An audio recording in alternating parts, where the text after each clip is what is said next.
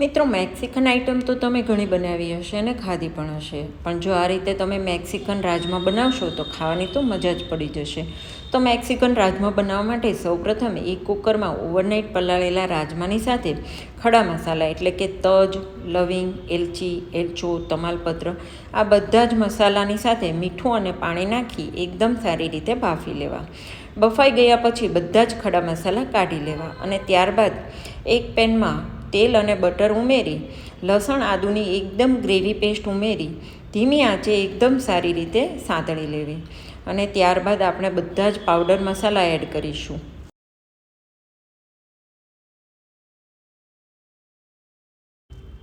તો પાવડર મસાલામાં હલ્દી પાવડર, લાલ મરચું પાવડર, ગરમ મસાલો, કિચન કિંગ મસાલો, ધાણા જીરું પાવડર અને સાથે કસૂરી મેથી ઉમેરી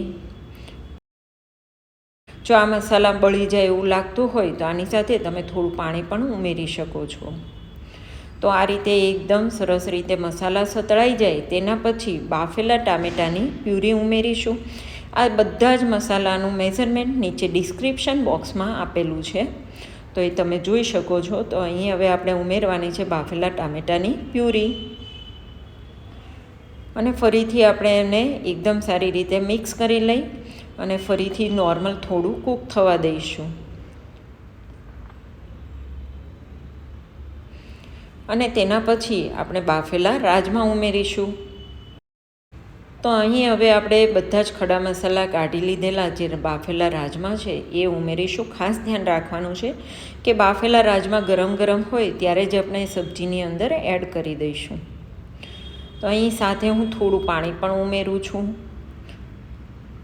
અને ફરીથી આપણે એને સારી રીતે કૂક થવા દઈશું. જો રાઈસ સાથે રાજમા ખાવાના હોય તો એકદમ એની ગ્રેવી કરવાની હોય છે, એ વાતનું ખાસ ધ્યાન રાખવાનું છે. અને હવે ફરીથી આપણે એને કૂક થવા દઈશું. નોર્મલ ઓઇલ છૂટું પડે અને ગ્રેવી થોડી થીક થાય ત્યારબાદ આપણે થોડું એડ કરીશું ફ્રેશ ક્રીમ. તો અહીં મેં 3 ટેબલ સ્પૂન જેટલું ફ્રેશ ક્રીમ એડ કર્યું છે અને તેના પછી હવે ફરીથી આપણે તેને મિક્સ કરી લઈશું અને નોર્મલ એને ફરીથી આપણે કૂક થવા દઈશું. તો અહીં આપણા રાજમા રેડી છે અને હવે રાઈસનું બાઉલ કરી તેની અંદર આપણે ગરમા ગરમ રાજમા એડ કરીશું.